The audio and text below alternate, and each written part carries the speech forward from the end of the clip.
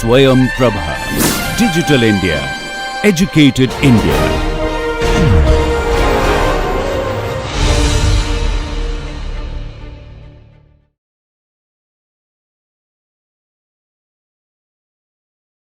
Okay, so good afternoon, everyone. Thank you. Thanks for coming. And today we are going to talk about coastal morphology and sediment budgets. Yesterday we introduced the nature wind wave and also the wave transformation when it propagates from the deep water to shallow water. But today we will talk about the morphology and the sediment budget using some knowledge we learned from there. So again, these are the reading material which you are able to access, which help you have a better understanding about the topics we are talking about. And after today's lecture, hopefully you are able to have a good understanding about the whole morphology dynamics and also a full a feedback loop system. So from equilibrium to unequilibrium and then like a loop.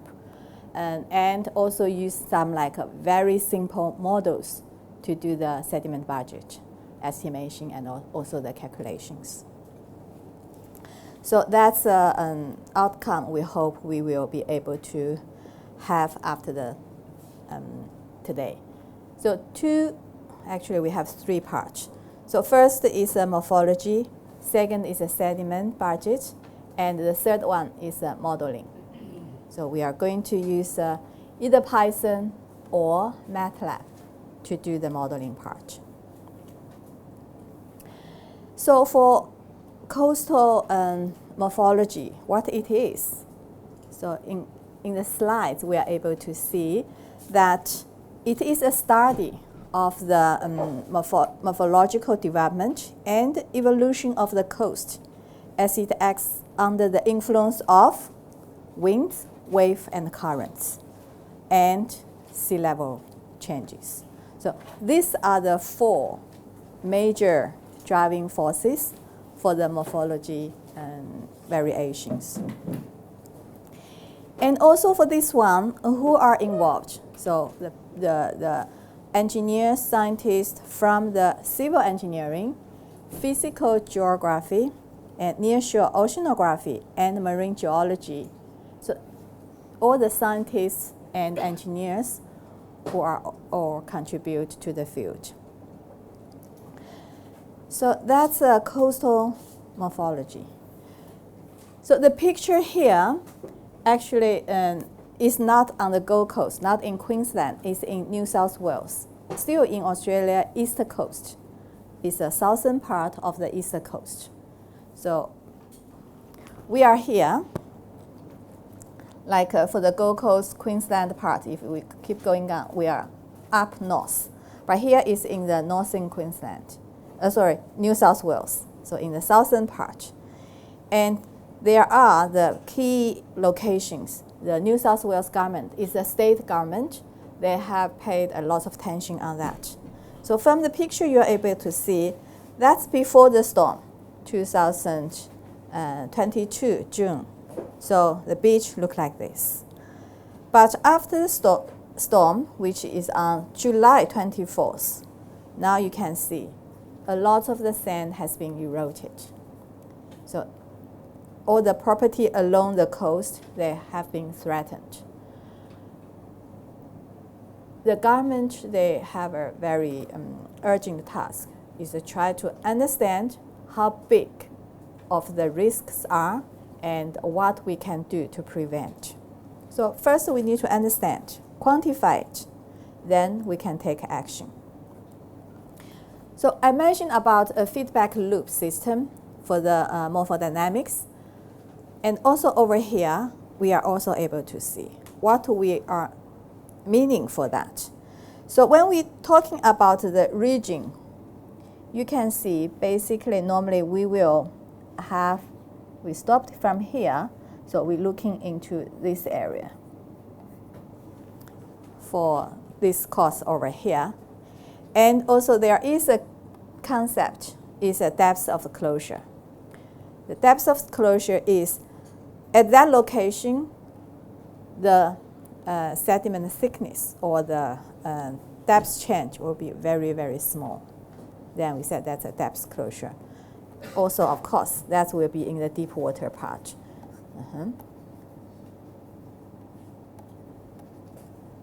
So that's the location or the area we pay attention to. So it's on this part. We mentioned before there are 4 key parts which will generate the sediment movement or the beach erosion. So I just use, initially the waves and the current, which will induce the shear stress at the bottom. Of course, the water is relatively shallow. And because of that movement, sediment has been transported. So first is a shear stress along the bed, make the sediment transported, and then the morphology has been changed, right? And then water depth has been changed.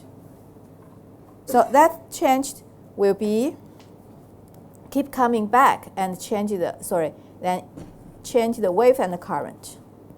Because of the water depth changed, then the waves and the current will be changed. Remember when we are talking about the wave transformation at different water depths, the wavelengths will be different. So that make that change.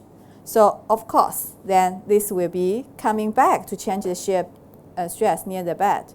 So the whole variation will be a loop system until it reach a kind of equilibrium status. That's under that. Then, until the weather condition has been changed, the wind stopped, the storm stopped, then the system will be keep changing, then reach another equilibrium status. So this is a loop system. So when we are looking at the beach change. So we have already mentioned about the equilibrium.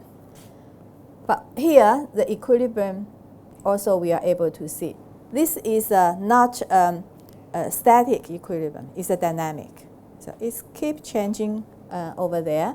So now we look at this one, the left figure. So the left figure, of course, this is a coastline.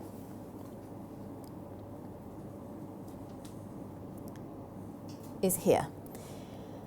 And the wave climate, you can see these blue lines are the wave crest, right? And it approaching the coastline. So at this point, this will be diverged or converged. So what the current will be moving to?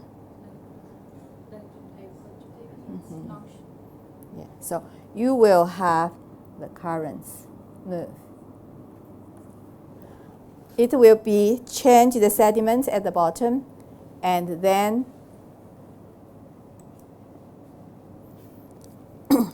the erosion will be happened. Right. So the coastline shape will be changed. Eventually, the coastline shape will be agree with the wave crest lines. Then equilibrium status will be reached. So that's the left figure you are able to see. So that's after the erosion, then it will be formed like a bay area. And then it will reach a certain equilibrium status. So this is an example to show. Of course, will this be static after this formed?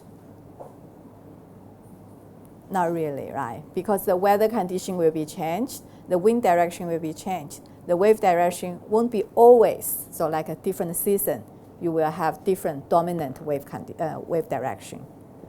Then that's change the wave direction will be also change the erosion again. The coastal line will be changed.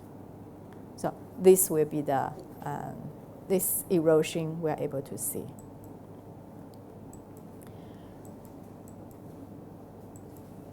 So then we use this diagram to see what we are having over here. It's a similar. If I go back, maybe just one by one. So we use this one by one to see. So initially, because this again, we know this side is a headline, and this side is a bay area. So this is a coastal line. That's our beaches. And the dashed line, they are the bottom contour. And these are the wave ray, where the waves are coming from.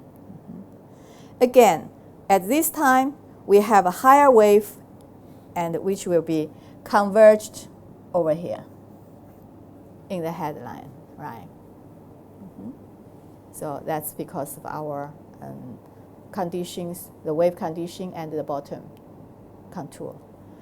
And also we have lower waves, and also we have the divergence in the bay area. So because of that, what we are having, this is corresponding to the top figure. So this figure is corresponding to the energy line of this top figure. So this on the headland on this side, and this is a bay area. So that's the energy. So of course, the higher energy part will push the sand towards the lower energy part. So that's what we are having over here.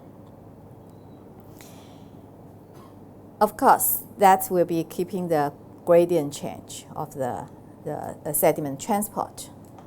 Then we will have the erosion from the headland and move the sand towards the bay area. That's what we are having over here. Then when we come into this one, then you will see the energy variation will be much smaller, the changes. So they will try to reach a equilibrium status for these energy lines. And of course, the wave angles between the crest and the shoreline will be close to zero. So they will be agreed to each other. Then there's no further change. So that's the equilibrium status reached. So that's how the headline and also the formed. So normally you are able to use this to analyze.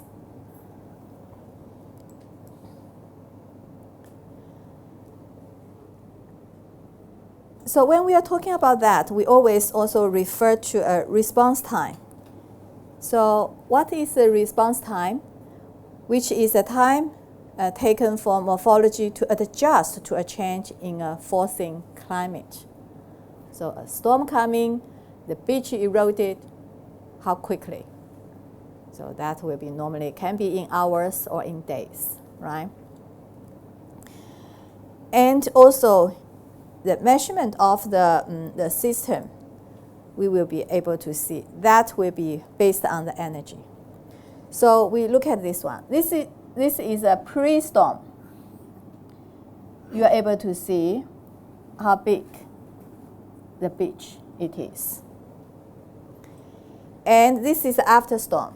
That's just a couple of days. The beach width has been lost. And then after 2 months, 4 months, and this is a 6 months. Until here is about 9 months. Then we got the beach very close to the initial. So you can see that the response time is much longer for the recovery. But for the erosion, it's much quicker, just in a couple of days. Those beaches has been lost. So what we are able to see from here, when you have the high energy event, like a storm, then that is a fast response time, very quick. But when you are in a very low energy event, That's normally like after storm, the normal condition. Then that is a low energy circumstance, and then it's a slow. So that's from the energy point of view. And then another thing is from the sediment mobility. In other words, that depends on the size of the sediment. If you have a very small, very fine sediment particles, then that response time will be very quick, right? But if you have a big rock, then that's much harder. The response time will be slow. So that's from the particle size. So that's you are able to see. And also another thing we are able to say is depends on the spatial scale. When you are having a large scale, for example, like a berry system. So this is a berry system we are having over here. Then that takes a longer time to form this berry system and to change this berry system. But if you are looking at a small scale, like a beach cusp, that can be very quick to form. So of course that's a small scale. If you're zoom into a local, very small scale, that will be much quicker. But if you're looking at the berry system like this one, then that will be much longer time. So when you are talking about response time, you can consider all of this: energy level, sediment mobility, and also the scale size. So when people are talking to you, or the industry or the consultant project, then you have your justification on all of that. Then you can provide what's the solution you would like to have. So this is a response time. Now we are coming to look at the sediment budget. So first, I would like to introduce the depth of closure. We have already mentioned that in the previous slides.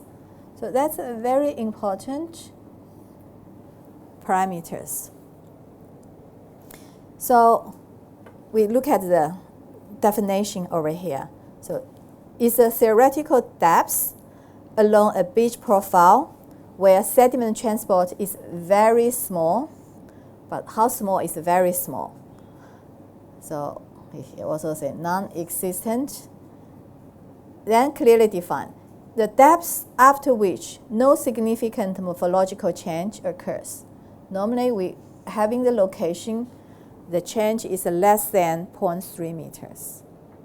Then we will say, okay, this is already small enough. So that's a depth of closure. So like in this diagram, that's over here.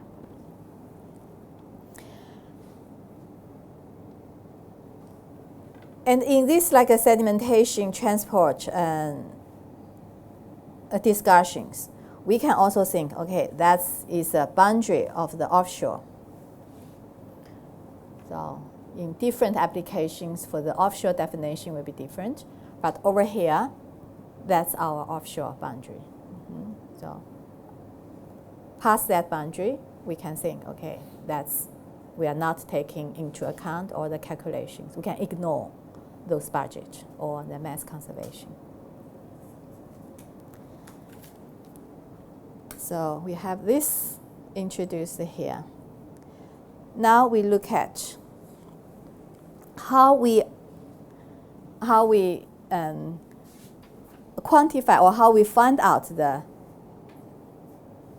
depth of closure.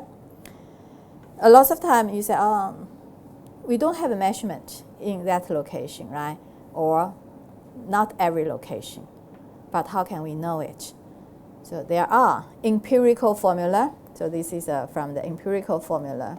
There are many different formulas, but this one is, this depth of closure is roughly equals to 2 times of the annual mean significant wave height plus 11 times of the standard deviation of this significant wave height. So that's based on the lots of measurement data. We have this, or we will see after that water depth, the sedimentation transport will be minimum, can be ignored. So that is one way to do the calculation. But you can find different formulas.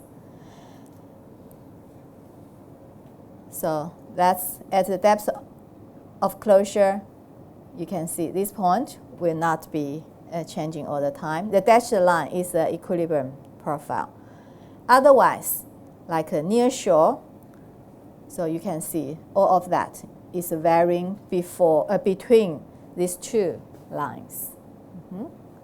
So that is a cross-section transact. On the first day of the lecture, Professor Raj mentioned about Brun's rule. So if you still remember the Brun's rule, here we will revisit this again. This is a simple sediment budget calculation or model, we can say that. But it's based on some assumptions. So the first assumption is there is no longshore sediment movement. So we only consider the cross-shore profile. And then the second assumption is there is no change in wave climate. So it's a static wave condition, or we say a constant wave condition. And the third one, there is a depth beyond which there is no transfer of sediment between the nearshore and offshore. So there is a depth of closure location. So that's assumptions we have. But when we are also looking into that, if we have a higher water levels, which will allow larger waves to come closer into the shore, and which means the erosion of the top portion of the profile will be adjusted to more severe wave conditions. So that's what we need to look at. If there is a water level change due to climate change, what we are able to do the further calculation for the future planning. So that's one of the climate change impact we are able to assess.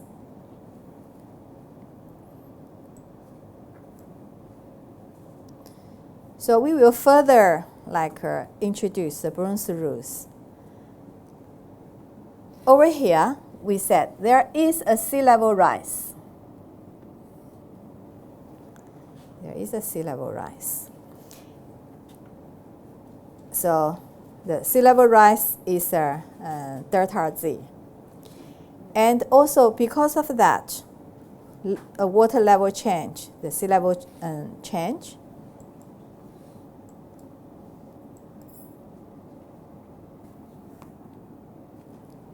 so because of that, then we will see how the equilibrium will be re-established by using this diagram to show it. First, we will see, because of that, the profile will also lift the delta Z in order to get that equilibrium. So how we calculate this delta Z, that will be the volume of the sediment you need. So that's over here, you are able to see. We need this much of the sediment. We need this much of the sediment to balance that water level increase. And how we get this amount of the sediments, so where we get this sediment, that will be from the beach. So this part, the purple part, will be the correspond to a sediment volume. That will be delta X, this beach will be lost, and also the total height will be, this is a berm height, B is a berm height, and plus the closure depth. So those two has to be balanced, equal to each other. So when we are having this one, you rearrange. You will get, this will be the eroded beach width, and in relation to all the other parameters. That's how Brun's rule derived. So you're able to see that's how that's derived. Basically, it's a mass conservation. Conservation of mass. Yeah, just a mass conservation.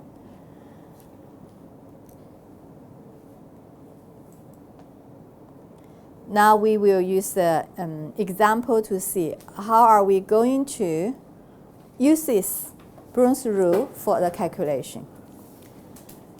So the estimation from the IPCC, this is an old IPCC. Now we have the latest IPCC.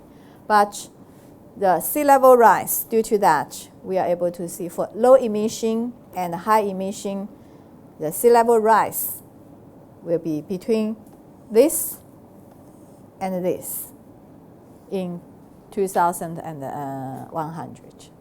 So that's about 75 years later. That's a sea level rise. And ask you to examine the potential shoreline retreat by 2100 under each of the scenarios, and considering an equilibrium profile with a berm height of 2 meters and width of this 450 meters, and a depth of closure is 16 meters. So that's a condition we have. For each emission scenario, use the average of the range. Assume that the rate of the sea level rise is linear between 2000 and 2100. All right, so that will be the example we are having here. Okay, yeah, now if I draw the, so of course this will be our original, what we call the bottom of the seabed. And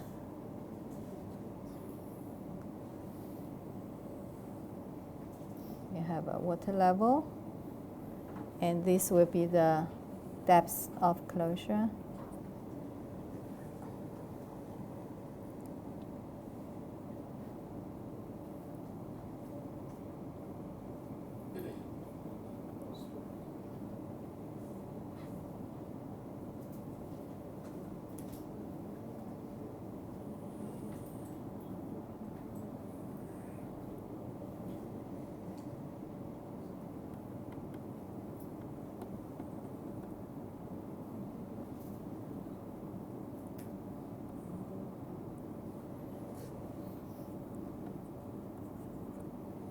So our berm height, and then we have the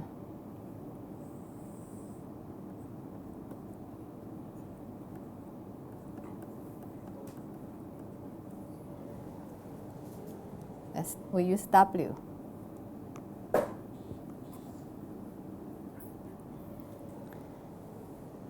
And what we need to calculate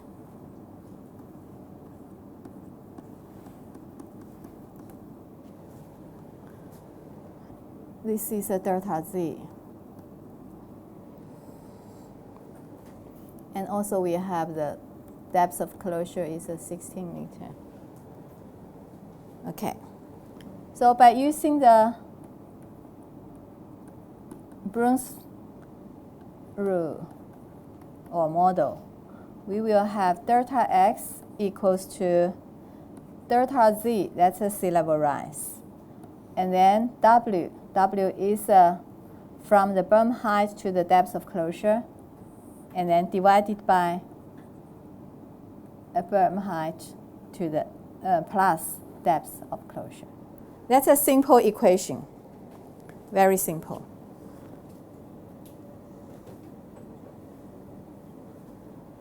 So first we look at low emission.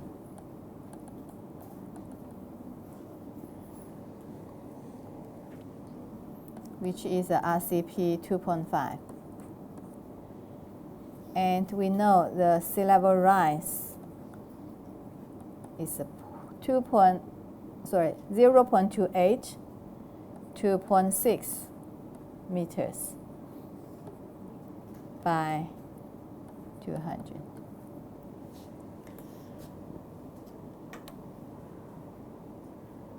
Then which number we are taking? Between 0.28 and to 0.6. Average. Yeah, that's a very good suggestion. So we are using the average delta Z, using the average, and also it says it's a linear. So average is easy for the calculation.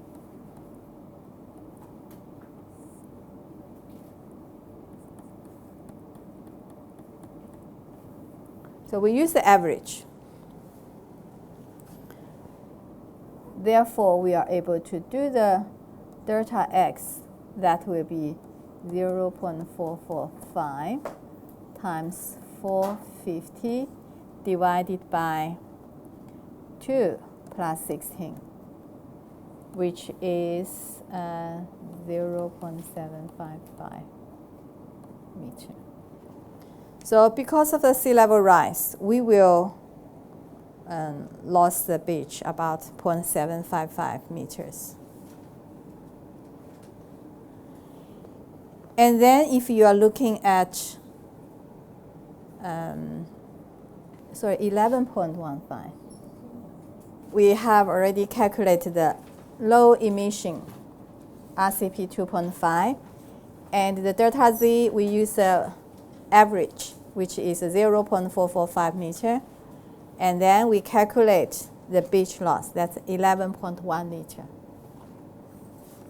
Still, you have to remember this is an average. It's like a middle point. It can be larger, can be smaller. And that's for the low emission. Then if you use the high emission, similar procedure. So RCP 8.5. Then we use this one. You are able to calculate, right? So again, the delta Z, we use the average. That's between the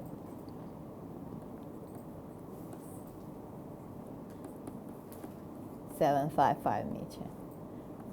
We got delta X will be 755 times 450 divided 2 plus 16, which is 18.9 meter. So that's due to the sea level rise. And same wave condition, we will have 18.9, nearly 19 meters, the beach loss.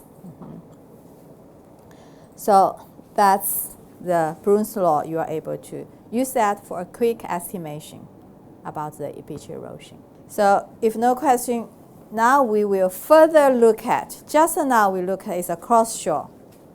You remember for the assumption, there is no longshore sediment transport. But over here, we will further look at the sediment budget using a conservation of the mass. And we are using the control volume for the analysis. First, if we define the total mass, the sediment in the control volume, we use a density times the volume, that's a mass. And for any control volume, we know the gradient change, that's the variation of the mass will be balanced by, this is a control volume, this is a mass in, and this is a mass out. So the dot, the mass dot, that's a transport rate. So m is a mass, and the m dot is a transport rate. How quickly the mass will be moved inside the system and going out the system. So we have two. One is m in and one is m out. So another word, this will be density times q in, and this will be density times q out. The leftover, that will be the mass change rate in the equation. So this is a typical partial differential equation. And also here, we assume the density of the sand is always the same. So then it comes to just the volume and the flow rate. So that's what we are having for the mass balance of the sediment budget. So that's the equation we are going to use. Then we come in to look at this equation. We will see. We use the sediment volume. Again, the dashed line is a control volume. And the volume of the sediment per unit length of a coast. So per unit length of the coast, that will be this much. P is a porosity. So we take away those water part, only the sediment part. And then this will be the closure depth plus the berm height. So that's what we are having, the total level. And then times XS. So here is 0, and of course this length will be. So that will be the total volume you are having. So this is the first one we are having for the sediment volume, how we define it. Then we will come into the budget, the sediment inflow. So the sediment coming to the control volume. So our control volume is a dashed line, the black line, the dashed line. So the dark solid line, that's a coast. So we will see how much coming. So what are coming into the system? So we have QX, which is a shore normal sediment. That's coming here, inside the our control volume. So basically it's from the offshore to east. And also we have a QY with a longshore sediment. So how much coming, because this is a coastline, so that's coming into the system. And also we have a Q source. What the Q source can be? That can be the sediment coming from, if there is a river system. It can also coming from the nourishment. We have the sand pumped back to the system. That can also be source. That's coming to the system because we are calculating the balance, right? The budget. So that's what we are able to see. QX, QY, and Q source. So we use a green line to show that's coming into the system. So that's a first. Then we look at what are the outflow. Outflow are those are going out of the system. So what are they? We have this one along the coastal line. So that's QY coming and QY plus this QY over dy, the gradient along the coastal line. So y direction is a coastal line direction. That will be the longshore gradient in the longshore. So there are some difference, right? So they won't be exactly the same from the top to the bottom going out. So, but of course, if this term is a 0, then the come in and the come out is the same. Yeah, but we add on that. And also there is another one, is a sink. What the sink will be? Can be dredging. If we, that's after the result, right? Yeah, after the erosion. So here, what I'm saying, if we have a sink, if you have a sink, what that can be a sink? Sink, that's like you pump something out. Yeah, that will be the sink. Dredging will be one of that typical one. Yeah, but what you say like a Bay Area or headland, that will be the consequence. After that happening, that will be formed. Yeah, thank you. Okay. So, like a dredging is a typical one we are having.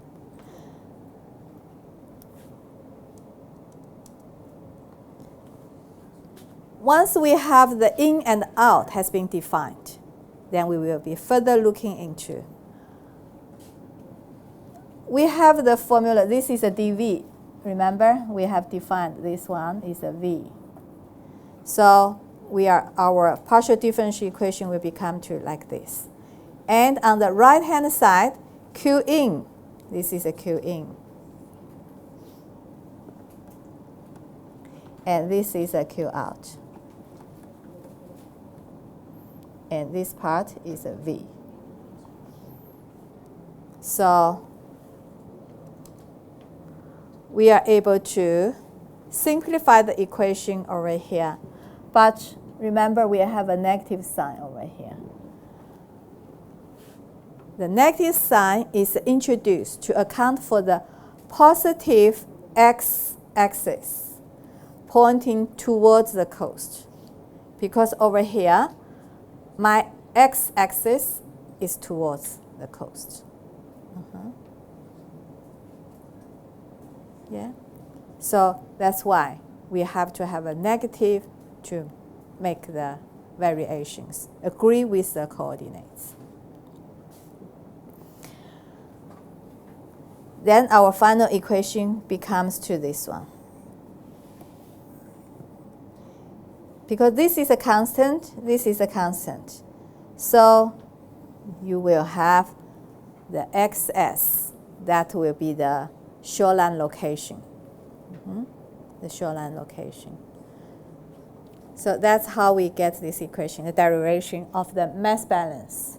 So eventually we get the equation is a shoreline change rate, which depends on all those Q in and Q out on the right-hand side. And then we have to, how we calculate the QY. Is this the equation you mentioned? Yes. Yeah. So we also use cost engineering. You also use? Yeah. Here we only just use, it can be included in this Q. Depends on how you calculate the Q. But over here, because later when we are calculating the QY here, we just use this formula. So the wind we are not including. So only the wave induced. But for last equation, you are able to include that. Yes, you just add additional term. Okay. So we are using this Coastal Engineering Research Council formula to calculate longshore sediment transport. So this is an empirical formula again. But when we are using this formula, K is a constant. That's the empirical coefficient. And we have S, that's a specific weight. So that's the property of the sediments, depends on the sediment. And also we have a breaker height, okay? That's a waves at that location, at the shoreline location. And also we have the gamma is a breaker index. And we also have a theta B. Is the angle between the wave crest and the shoreline. So if this is our shoreline, if our wave crest is a parallel, then what's the theta will be? 9. 0. That's 0 degree, theta b. And then from this equation, you will be able to see Qy is 0 as well. Yeah, because you won't have longshore current, right? They are, that's how you define it. But if you have the wave, the crest is a propagate like this, then you will have an angle, theta.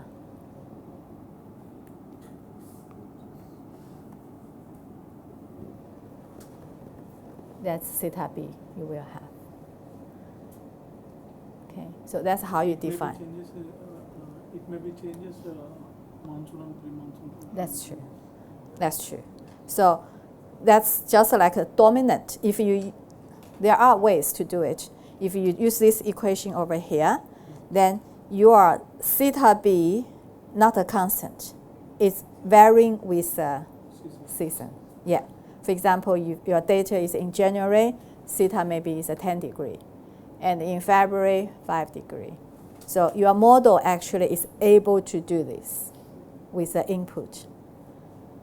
But if you don't have like a data, you just use a 1, like the dominant in the whole year, then you just 1 constant values. Yeah. So that will be, if we are using this equation over here, We are considering K value is a constant, 0.7. yeah, then you will be using this. In our coast, grain size is different. K value also changes. Yes, yeah, Qy is changing. And also along the whole coastline, actually. So at this point is a theta b. At this point, It's different. yes. So that will be, you will not be able just to use a 1D model. You have to use a 2D model to do it. Yeah. I'm asking about K value.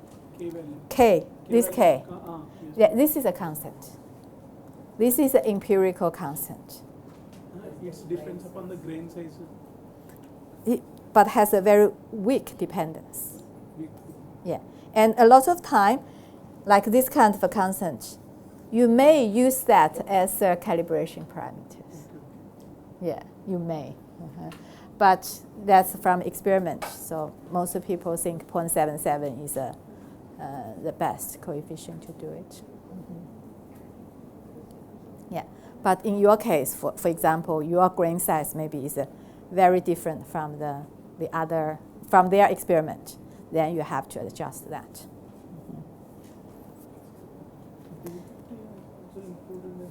What's HB in gamma? Sorry? What's HB in gamma?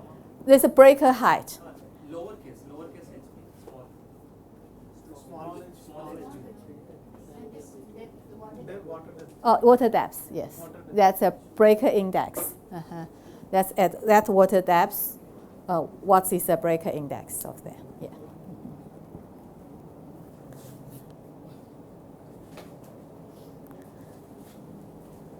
Okay, so this is also empirical formula for you to calculate the longshore sediment transport. Of course, you are able to use other parameters as well.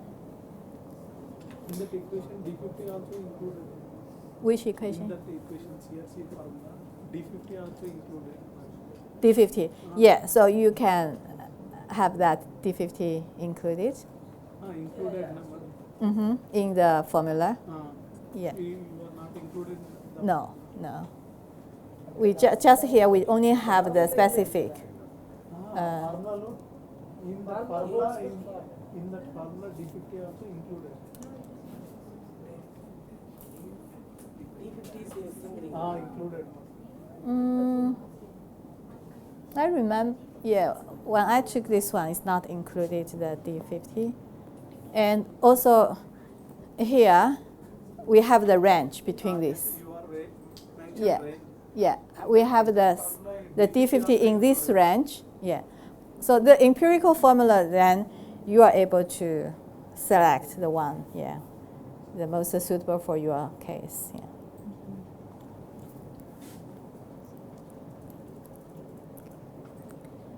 Okay, that's good. So we are all using the same empirical formula. Now we will use the example to show how can we use those to do the calculation. So consider a 5-kilometer stretch coast and oriented in north-south direction with the ocean to the east. So it's the same here, right? Ocean to the east. And the predominant wave direction is from the east-southeast. At the southern end, the typical breaker height is 1.4 meter. And the breaker angle is 10 degrees. At the northern end, the breaker height is 1.4 meter, and the breaker angle is 12 degrees. The breaker index gamma is 0.8. That's also a very typical one. The sand is made of the quartz, the specific weight, 2.65, also very standard. Porosity, 0.3. And the measurable seasonal bed level change are restricted to the depths less than 6 meters. So the depth of closure is 6 meters. The berm height is 3 meters. The latest aerial photographs of the stretch of the coast indicates an average rate of shoreline retreat is 1.6 meters per year. If there are no sediment source or sink,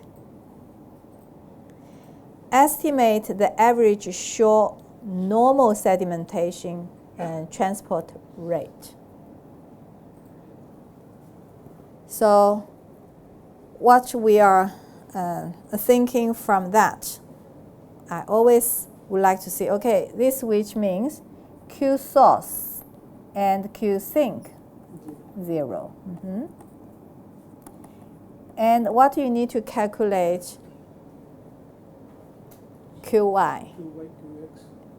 QX.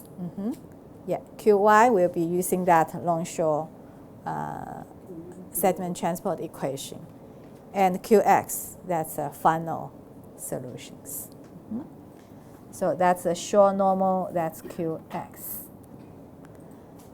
So that's basically this question asks us to do. So as in the example says, the coast, we use this as a coastal line. So ocean is on the, this is the ocean on the east. And we know that the stretch length is a 5,000 meter, is a 5 kilometer, the length. And this is our control volume.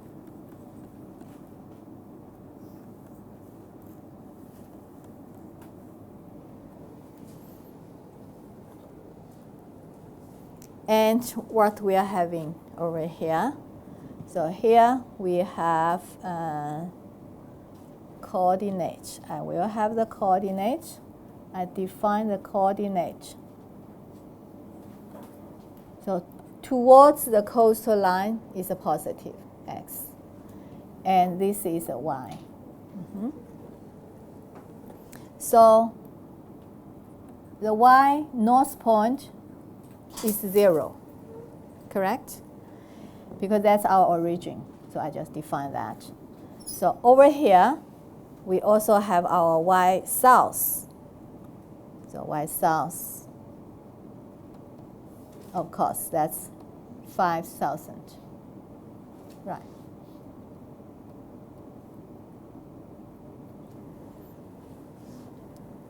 So that's a location we are having. And we are calculating QX. But now we don't know Qx is in or out. We only know there is a transport over there. But we have, I put this Qy n here, and then we have our Qys here.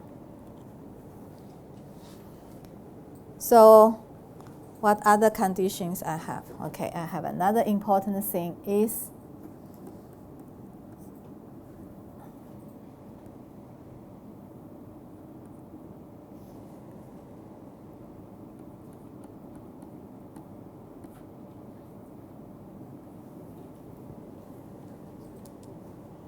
so we have the beach retreat is 1.6 meter per year. That's a given condition. Yeah. All right. So what other condition we are having? We have the porosity is a 0.3. We also have the specific weight, S, which is 2.65. We also have the depth of closure, which is a HCl, is a 6 meter. And also we have the berm height, which is a 3 meters. And also we have the break index, gamma B,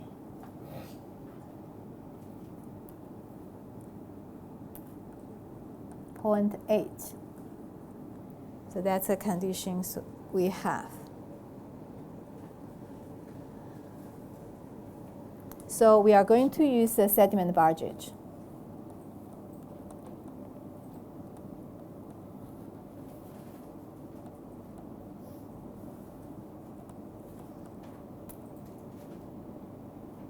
So which is a mass conservation.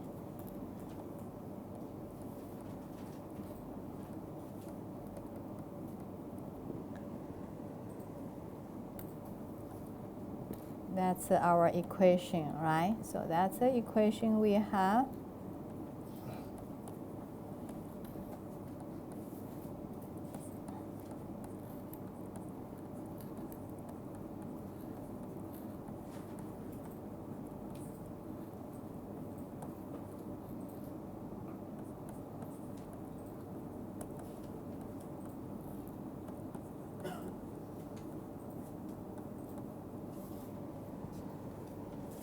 So that's the equation we are having over here.